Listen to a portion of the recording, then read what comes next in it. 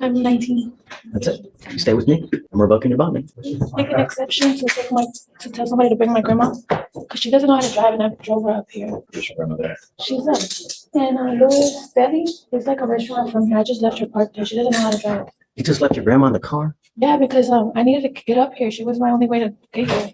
Is she in approaching on the cafeteria, the GED that you wanted her program to get into? She's in the process of enrolling, which is probably not what court wanted to hear. But Where's she? Come up, ma'am. Right from the jump, 19 years old and already in hot water. Notice how the judge immediately zeroes in. That tone, it's not casual. It's the kind of I've had enough energy that means this hearing's about to go south fast. transportation and some living situation issues right now. Let's find out. What are you doing with your life, man? What am I doing with my life? Right now, I'm currently barely getting stable at the house. I just recently moved house with my grandparents, but we switched locations from over there, Galleria, to over here, Aldine, Westville. Still living with your grandparents? Yes, I'm the only one that lives with them. I'm the one that tries to help them out. How old are they? They are 65 and up. They don't need help. Are they ill? My grandma is. Okay. What do you do? Are you working? You going to school? I'm not working no more right now. I just recently left my job 2 weeks ago. Why? I told you to get a job, not lose a job. I already had a job when I had first seen you, but I left it because it's a 40-minute drive away. I don't have transportation right now.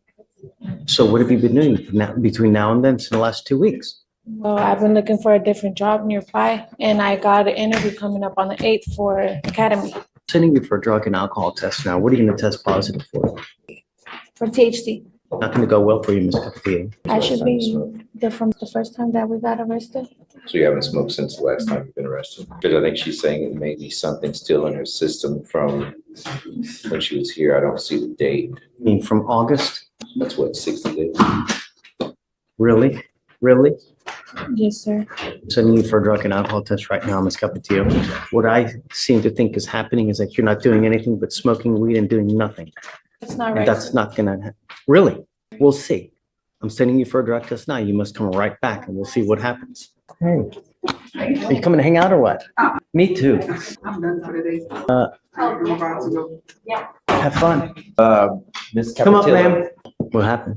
For what? THC, no alcohol, because we don't know the levels, but How old is she? How old are you? I'm 19. That's it. You stay with me. I'm revoking your bond, man. Make an exception to tell somebody to bring my grandma because she doesn't know how to drive, and I drove her up here. where's your grandmother? She's up in Louis Deli. Wait, did she just say she left her grandma in the car? At a restaurant? This isn't just bad judgment. It's a logistical nightmare. And remember, court doesn't care about your ride. It cares about your responsibilities. It's like a restaurant from here. I just left her parked there. She doesn't know how to drive. You just left your grandma in the car? Yeah, because I needed to get up here. She was my only way to get here. Is she in a, Does she have a license to drive? Do you even have a license to drive? I don't, sir. so your grandmother drove It's you like or you one drove thing her? after the I other. drove my grandma here. Why'd you I bring don't her have here? any transportation, sir. I had to You get. can't drive if you ain't got a license and insurance. I was trying to provoke this. I was not trying to get arrested, sir. Everything we asked you to do, you did the exact opposite. Sir, I was working on it. I just need you to help me with this. I'm just asking you for like one more week, and I'll get it together. I haven't been smoking. I'm sorry. That's been there for a minute. I haven't smoked because I know I have. Yeah, I believe it. The tests are gonna eventually show something else, and you're not gonna believe me. I don't know what to I tell you, can Mr. tell- Slatter, but I mean, it's like, it's literally, it's one thing after the other with Hear me me. out, sir. Judge, can I speak to you?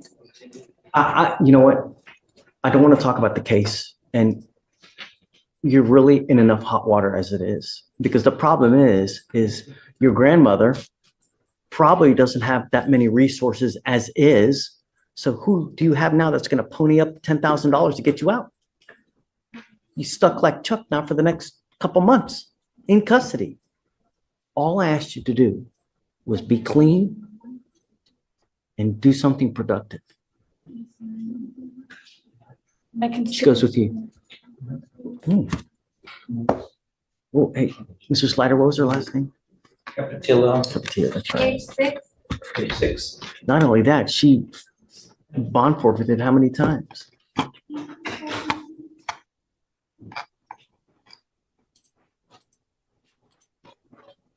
I don't know what to do. I really don't. Try to figure out what our grandmother has to do with.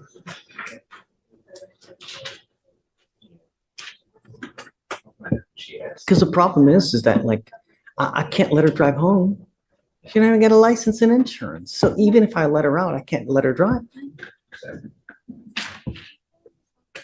Will you do me a favor? Will you ask her if grandmother has the ability to drive? Drivers, or is there Right. someone else that can come in here and drive her?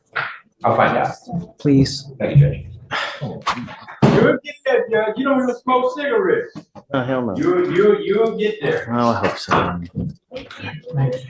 You know, No doubt about it. at Anything one- don't smoke cigarettes to get there. Well, I take that back. My grandma didn't smoke neither, but he did. 15 years old. I know people who smoke packs of unfiltered cigarettes that live to 90. Yeah. That's not much. You know, I wanted to let you know that I'm bringing you out here because I feel really bad. But you've done nothing to help yourself. But smoke weed, you're driving without a license, and you continue to violate conditions of this court. You didn't show up like a week or two ago, you know? So it's one thing after the other. We are trying to do everything in our power to get through to you, to try to better yourself and to get to, we truly want the best for you. But at this point in time, you're your own worst enemy. You're doing nothing for us to also help you out. If I let you go now, that's enabling you, telling you it's okay for you to continue to conduct and act like you're doing. Ms. Capatillo, it is not. Me, if I let you out now, it's enabling you, and I refuse to do that. I want you to understand that we mean business. And this is what happens when you don't follow conditions. We mean business. No catch and release here. Good. We'll see you in a couple days, and I really truly hope that you now will appreciate this, okay? I'm not letting you out. I know you're What I not. want you to understand is that if I let you out, you will get the understanding that it's okay for you to continue to do what you're doing, and it's not. One more thing. I'm not going to let you plead guilty just to get out.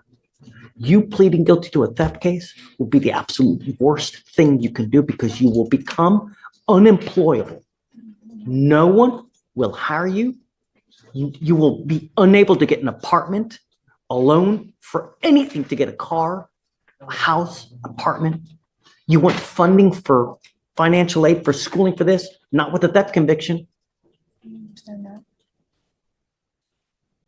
But I want you to understand that we mean business, and I hope that this is the length that we have to go to. All right? Okay, thank you. Whoa, hold on. I need to decide this. One more thing. The most important thing in this life, do not drive without a license and liability insurance.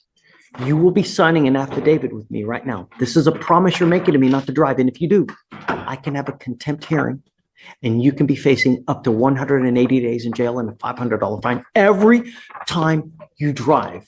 If you get into a car and you get into an accident and you don't have insurance, you've completely messed with everyone. And I know you don't have money. But if you get into an accident with someone who's got like a BMW Jaguar, or even whatever it may be, they're out a ton of money, and it's. Here's a legal breakdown. A failed drug test while on bond equals major violation. Even if it's just THC, the court sees it as defiance. The judge isn't testing her for curiosity. This is a compliance check that decides her freedom.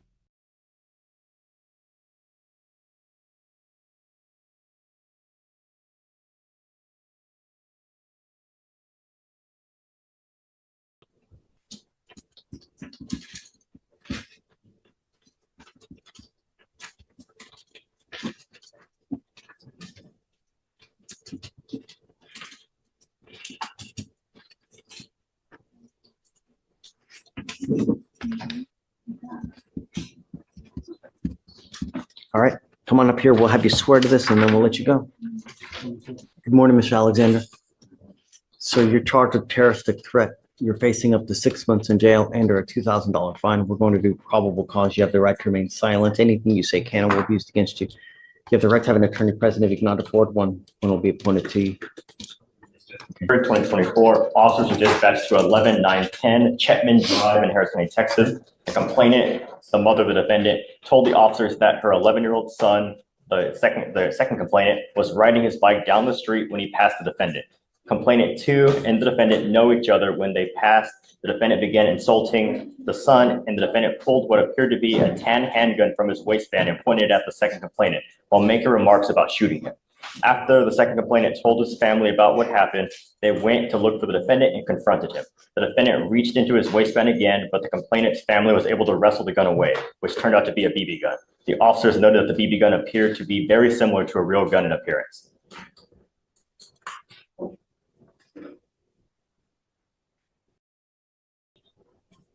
Alexander, are you here with anyone today? Sure. Who are you here with? Go grab her, please. Go grab your mom. Are you mom? Yeah. Come on up. Come on up, Mom.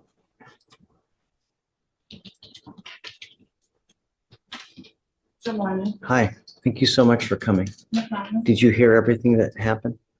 Some of it, I couldn't hear all of it. Let's hear it again. Okay, do you mind, please? Yes, Your Honor. Thanks. On September 23rd, officers were dispatched to 11910 Chetman Drive in Harris County, Texas. The complainant, the mother of the 13-year-old boy, told the officers that her son was riding down the street riding his bike when the son passed the defendant.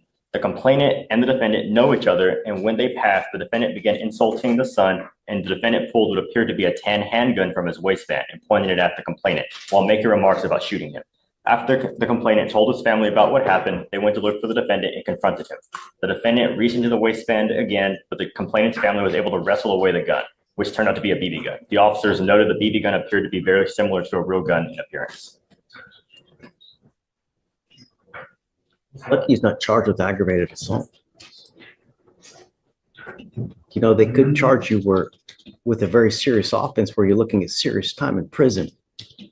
You're lucky they didn't, Mr. Alexander. How old are you, sir? You're 18. What do you do with yourself these days? Spit the gum out, man. You chewing gum?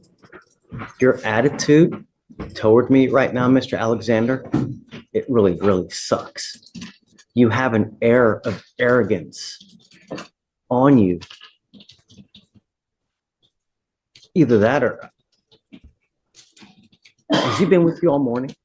I'm sorry? Has he been with you all morning? Yes. If I drug test you right now, what's going to show up, Mr. Alexander?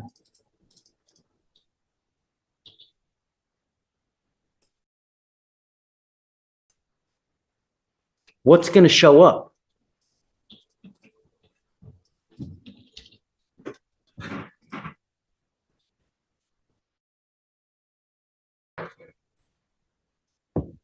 I'm sending him for a drug and alcohol test right now. I'd like to know what, if anything, is in his system. We have to. I don't even know what to say, but all I know. I mean, you brought me up here, so do I have permission to speak? Absolutely. Okay, so respectfully, I would submit that these are the alleged charges. There is extenuating circumstances, and the report from the complainant is actually not accurate. That family has actually made verbal and written threats to my son, and we have proof of that. So while I understand that these sound quite egregious, it is not the whole story. I understand. And I know that there's always two sides to a story. I get it. And you will have the opportunity. But within the first 5 minutes that I've met him, his behavior towards me, his demeanor, the way he looks, just. That's anxiety. He's standing in the courtroom. He's standing in the courtroom for the first time. And he doesn't have his attorney, he doesn't have an attorney yet. And this is a process that's foreign to him. So what I would, implore from you is don't take his demeanor as disrespect. He is anxious. He's been anxious all morning. He has been with me all morning and he doesn't really know what to say. So I understand that you're getting a first impression from him, but he is still a very young adult and this is his first experience in a courtroom. Right. I agree with you. Mr. Alexander, what you need to understand is that you're 18. You've got this bag of money on your neck, and this life is but a very, very short. Look at me. Look at me. This life is a very short one, and it can be a very happy life, or it can be a rotten, miserable existence of a life. What you do now will dictate the next 40 to 50 years of your life. You work hard now at 18 to 20 to 30 to maybe 40 so that you're not working like a dog when you're 70 to 80 and you can actually have a life and retire. This, by picking up criminal cases at 18, you're moving backwards. How far did you even make it in high school?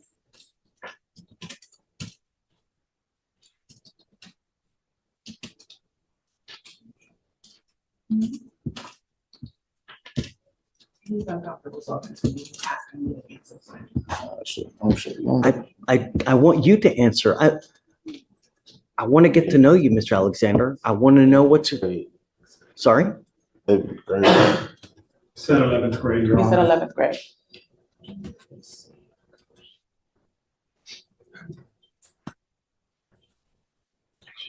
You need an education, Mr. Alexander. If you're going to do anything in this life, you need an education. I got my education. I want to do everything I can to help you out. Okay? I really do. If he's smoking weed, it stops today. Okay? I'm going to drug test him right now because I want to know what, if anything, is in his system. If he tests positive, then I'm going to test him again in 40 days, give or take. The marijuana stops now. And I want him to get back in school. He either needs to be in school full-time or get a full-time job so that he's not running in the streets. Mr. Alexander, I am also making it a condition of your bond that you're not allowed to have any kind of weapons whatsoever for any reason. I can give you a lawyer to try to help you out as much as I can, and I will waive all your fees so you won't be responsible for any cost for anything. Thank you. All I want is him to be as productive and as good of a person as he can be. And starting out with criminal cases at 18 and to where he can't even talk to me, we need to change that. Do you mind if I just make a comment about the bond conditions? Sure, of course. I've done I called the complainant's mother in this case a few days ago and kind of spoke to her about what happened. And I learned that there is a history between this family and the defendant. Back in the summer, this defendant stole a gun out of the complainant's house. He asked to enter the house under the guise that his mother had kicked him out, went into one of the complainant's uncle's bedrooms and stole a gun. He FaceTimed the complainant's uncle a few days later, flashing the And there it is, stuck like Chuck. Translation, the bond is revoked. This is one of those moments that shows how quickly a second chance can vanish in court.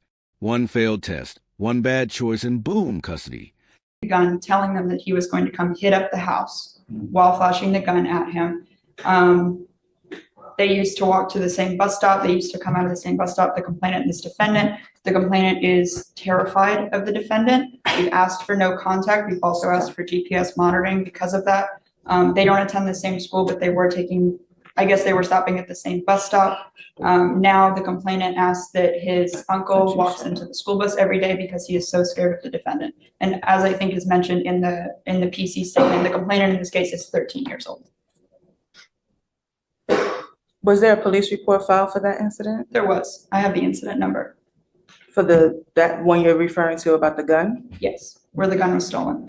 What happened? What, they didn't follow it up? They didn't call the police? They didn't, theft of a firearm is a very serious felony. According to the complainant's mother, they filed a report. She provided me with an incident number. How long ago was this? This was she said July. It was in July. I can attempt to follow up with the responding agency. I'm not sure if it was the sheriff's office or not, but I mean, either way, there is like a history between these two families. And the complainant and his mother are both in fear of the defendant. So, Mr. Alexander, I would again submit that this family lives around the corner from us. We have never been approached. He lives at home with me. In July, we actually were in Panama for his 18th birthday. We weren't even home. There was never a time he was kicked out of my house. were you out in Panama the entire month? We were out in Panama from July 10th until the beginning of August, yes. Well, So, that's not the entire month. well, most of the month, excuse me. And in addition to that, no one has come to investigate anything at my house. Okay, so, Mr. Alexander, I'm issuing a protective order over this child, this other kid. You're not allowed to have contact with this person or go within 200 feet of where they live or where they work. Do you understand, sir? You're not allowed to be in possession of weapons. You're not allowed to have any kind of threatening or harassing behavior with this child. If they call back and they say that you have harassed them, then I will revoke the bond and I'm going to put you in jail. And I'm going to tell you now, I will not give you any more PR bonds. So all I'm asking you to do is stay away. No one is finding you guilty now. We're just asking that you guys separate and don't have any contact. That's it. I am going to put an ankle monitor so I know that you're not going anywhere near their house. But like I said, I'll cover the cost of anything, so it won't cost you guys anything. You must charge this thing on a daily basis, Mr. Alexander. If you don't charge it, the battery goes dead, then we will file a motion to revoke. Not a motion to revoke, but I'll revoke the bond. So as it stands now, what we'll do is I will send you now for a drug test. We're going to have you come back. I want to know what, if anything, is in it. And then I will provide you between now and then a lawyer, and we'll go from there. Do you have any other questions? That family is in possession of my bicycle, not his, it's mine. They actually stole that from him. I would like my bike back. There's proper channels to do it. I don't know how, but as it stands now, he can't go over there, can't have any contact with them whatsoever. And I would venture to guess that if you go over there as well, it's probably going to be even more bad blood. So No, I don't have any. perhaps you can find someone else, like another intermediary, that can go over there and try to get a bike back. But at this point, just don't have any contact with them. And when you come back, then we'll have you speak to someone. Okay. All right. I'm going to have you sign go ahead. One of them today. Correct. Yes. Mr. Alexander, I want you to either get a job or get into school full time. But when you have too much time on your hands, you become self-destructive. Your brain craves activity. It needs activity. And when you don't challenge yourself with either school or a job or anything, then bad things are they're just gonna come and happen. You have to occupy your life. You have to do something. Where we're headed now, you're going the opposite way of how you should be doing things. This is not a good way to start at 18. All right, please. Can you file a protective order, please, on the child?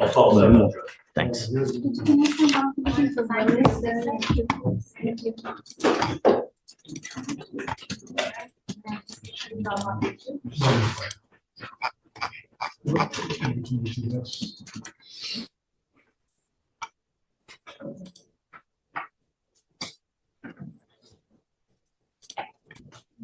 Okay, Mr. I'm here, Mr. Alexander. Come up, Mr. Alexander. Mom, come on up. And there it is, stuck like Chuck. Translation: the bond is revoked. This is one of those moments that shows how quickly a second chance can vanish in court. One failed test, one bad choice, and boom, custody.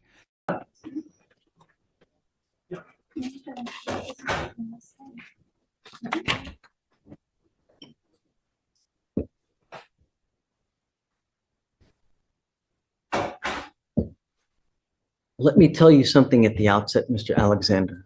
Everything that I want for you, I want the best for you. Okay? At times, the conditions that I place on you, you may not like it. And that I'm okay with that. But what I'm trying to do is I'm trying to do the best thing for you. And what I think and I hope it is the best thing to achieve our goal, which is to make you a person that's an upstanding young man that's headed toward greatness. So he tested positive for what? Just marijuana? Okay, no more. You will be tested 40 days from today. If you continue to smoke marijuana, I'm going to revoke your bond. I will put you in jail. Do you understand? Yes or no? Okay, I want you to understand that you are also not allowed to use anything that has THC in it. No oils, gummies, vape pens. What else is there? I don't, CBD, nothing you're not allowed to use. Do you understand? Okay, Mom, what else should we do? School, work, what should we do? What do you think would be the best? I encourage therapy all the time. I think the therapy. Say it again? Therapy, I think therapy is beneficial. We have a therapist. Okay, I can make that a condition of his bond, that if he doesn't go to the therapist, then he can stay with us as well. You have to do your therapy as well.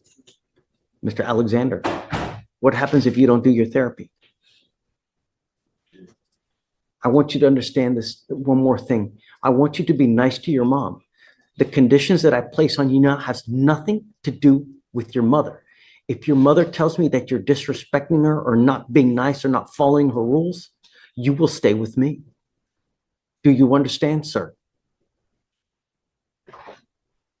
That's not an issue at all. My stepfather, he is respectful to me. I hope so. I really do. Yeah. Do you think that we need to put a curfew on him? I don't think he needs a curfew. I think he's good. Okay. I want to do whatever you think is right. So if you need anything else in the future, if you want anything else, all you have to do is let Mr. Elick know, and then we can help you out with whatever. What about school or work now? The educational treatment center. Okay. He's on probation. He has a relationship with them. Wait. Is he on probation now? No, he's not on probation. Okay. He was in the GD program there. Great. He has a relationship with them. Okay. And so, the hardship is transportation. He was doing Z-Trip before for pickup and drop off. If we can make arrangements for him to participate in that program, he did exceptionally well there. They have familiarity with him and a relationship with him. Despite the charges, like I said, there's great extenuating circumstances, but he is quite intelligent. And he, there's a lot more to this story and his story than is shown in, the affidavit that is being presented to you. But AJ, I call him AJ Alvis, he has a lot going for him more than this statement shows. What's fascinating here is the pivot. After a tense exchange, the judge immediately moves to another defendant. Complete reset. That's how fast-paced courtrooms run. One life-altering decision, then straight to the next. So if he has the right circumstances, I think that he'll do. Mr. Alexander, why do you always look so upset? Sorry? When you smile and when you're nice to people, it goes a long way. It really, really does. When you meet with these people, they have your life in their hands. And if you go up there and you act aggressive or passive aggressive, you're not going to get what you want. But if you go in there, if you're nice, you crack a joke and make them smile and make them laugh, you can have them eating out of your hands. I feel like I'm talking to him, just not getting anything. No, I think he hears you. I think that they're, like I said, there's a component of anxiety and depression. Is he taking any medication? He's not. Other than he has physical conditions that he takes medication for. Has he been diagnosed to take anything? Excuse me, I'm sorry. Has he been diagnosed or anything? I guess anything. Yes. Okay. He's also had 49 surgeries against him. For what?